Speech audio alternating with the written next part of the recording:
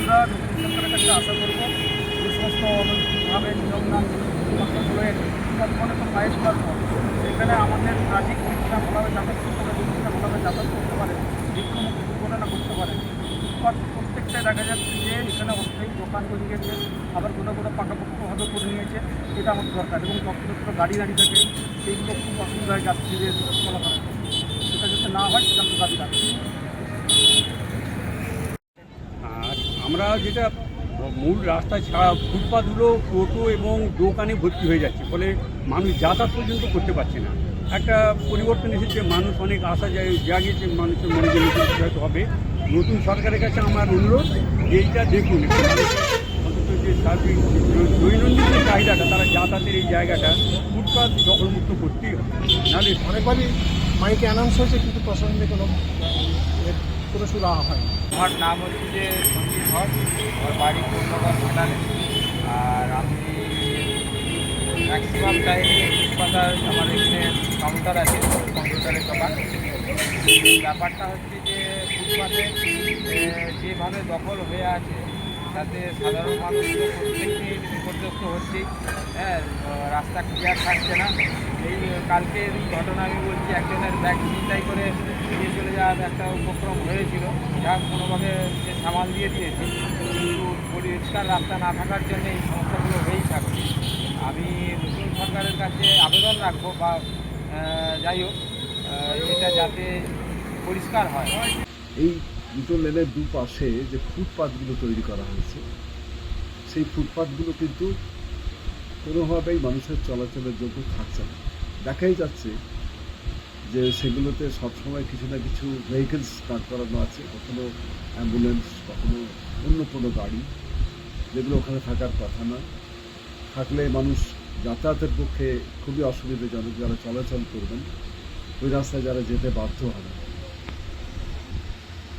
প্রশাসন এটার জন্যে তাদের একটা দায় থেকে যায় যে এই জায়গাটা ফুটপাথ, এটা এইভাবে ব্যবহার করা চলবে না। আমরা রাস্তার ধারে দোকান করে আছি, আমাদের বাজারে কোনো দোকান নেই, বাজার নেই, তাই জন্য রাস্তায় বসে লোকের জায়গা 10 বার বলে উঠে যেতে তাই জন্যই। যদি প্রকৃত উঠিয়ে দেওয়া হয় তাহলে কোথায় যাবে তোমরা? আমরা ফুটপাতেই বসি, কলকাতা শহরে যেমন ফুটপাত আছে, ফুটপাতেই বসি। নাম? আমার নাম দেবাশিস চৌধুরী। বাড়ি কোথায়? বাড়ি ঘাটাল কোন? আচ্ছা, আপনি এই ফুটপাত দখল নিয়ে কি বলতে চান? হ্যাঁ, এটা ঠিক নয়। ফুটপাত দখল করে অনেকেই আছে, দোকান করছে, এটা ঠিক নয়। আমাদের বয়স্ক লোক, আমরা যাতায়াতে অনেক কষ্ট হয়, অসুবিধা হয়, এটা ঠিক নয়। এটা প্রশাসন দেখা উচিত। আমি শারীরিকভাবে এখন আমার পা, অনেক 20 সালে আমার পা নষ্ট হয়ে গেছে। আমি হেঁটে যাই। আমি হাসপাতালে একটা টেম্পোরারি কাজ করি, যাই, কিন্তু দেখি তো এই যাতায়াতের পথে আমি হেঁটে যাই, কিন্তু এত গাড়ি ঘোড়া দোকানপত্র এত সব যে আছে, এগুলো নিশ্চয়ই প্রশাসনকে দেখা উচিত। এগুলো সরিয়ে যাওয়া, ভেঙে দেওয়া। অনেকবার নোটিশ হয়েছে পৌরসভা থেকে, কিন্তু কোনো কাজ হয় না। যাতে এইটা সুরা হয় তার জন্য আমি আবেদন করছি। আপনার নাম? আপনার বাড়ি? আচ্ছা, এই রাস্তার ধারে যে ফুটপাত দখল হয়ে রয়েছে, হাঁটা চলা যাতায়াতে আপনার কী কী প্রবলেম হয় মনে হচ্ছে? কিছু প্রবলেম হয়, যেমন এই যে গাড়ি স্টার্ট আছে, কথা বলছে, আমাদের যাতায়াতের অসুবিধা হচ্ছে। আমরা যাচ্ছি, মানুষ যাচ্ছে, বাইক দিতে হবে, সেটা দাঁড়িয়ে কথা বলছে। তারপরে আলাদা জায়গা নেই, গাড়ি রাখার মানুষ সবাইকে অ্যাডজাস্ট করে চলতে হবে, এতে অ্যাক্সিডেন্টও হচ্ছে।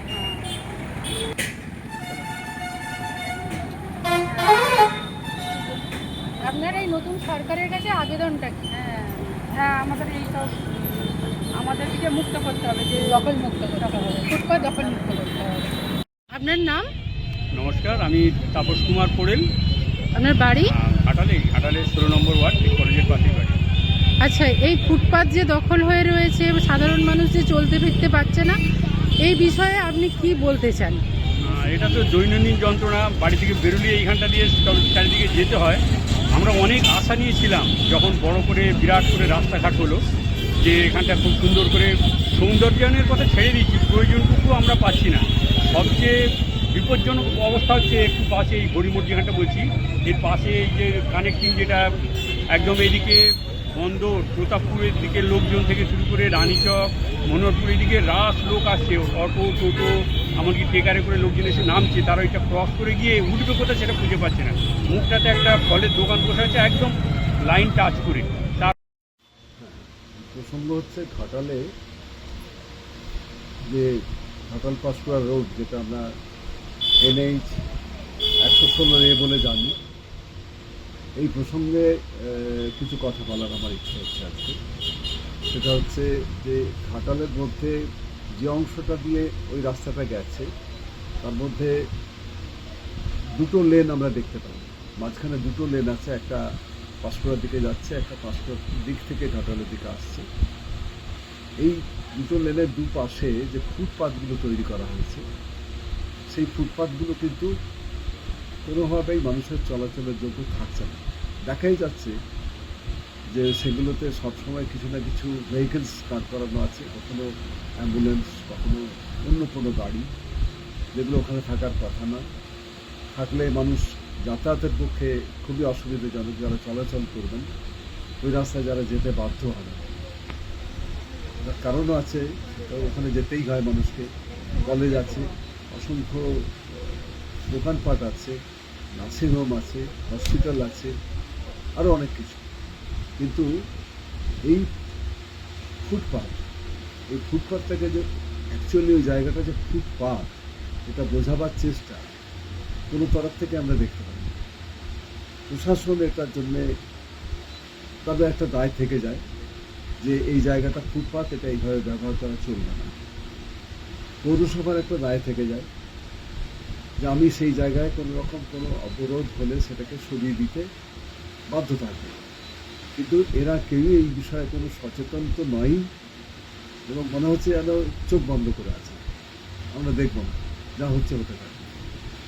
এই দেখব না পেছনে একটাই কারণ থাকতে পারে, যে আমি জানি না কারোর কাছে খারাপ হয়ে যাই।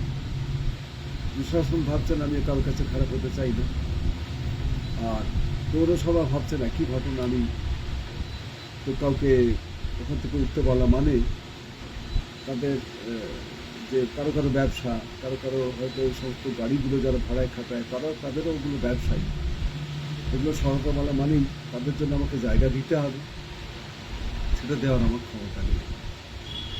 দু তরফের কিন্তু একই ফুটিং সাধারণ মানুষের জন্য কিন্তু প্রচণ্ডভাবে সাফার করছে।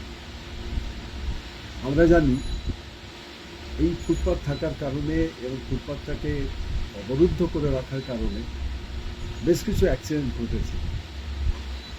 স্বীকারও করেন এই কথা, প্রশাসনও স্বীকার করেন, পৌরসভাও স্বীকার করেন, কিন্তু তারা সরানোর কথা বলতে সাহস পান না। কারণ তারা জানে যে এই মানুষগুলোকে কোনো জায়গায় সরিয়ে দেওয়ার, রাখার জায়গা আমাদের কাছে নেই, এক নম্বর। দ্বিতীয় কথা, আমরা এদের কাছে খারাপ হয়ে যাবে। এই দুটো জিনিস আমাদের মনে হয় থাকা উচিত নয়। প্রশাসনের কিছু করা উচিত, পৌরসভারও কিছু করা উচিত। এটা ওরা করবেন না কেন সেটাও অন্তত ব্যাখ্যা করা উচিত। এবার এর ভেতরে আরও গভীরে যেতে গেলে একটা কথাই বলা যায় যে এগুলো পারবেন না।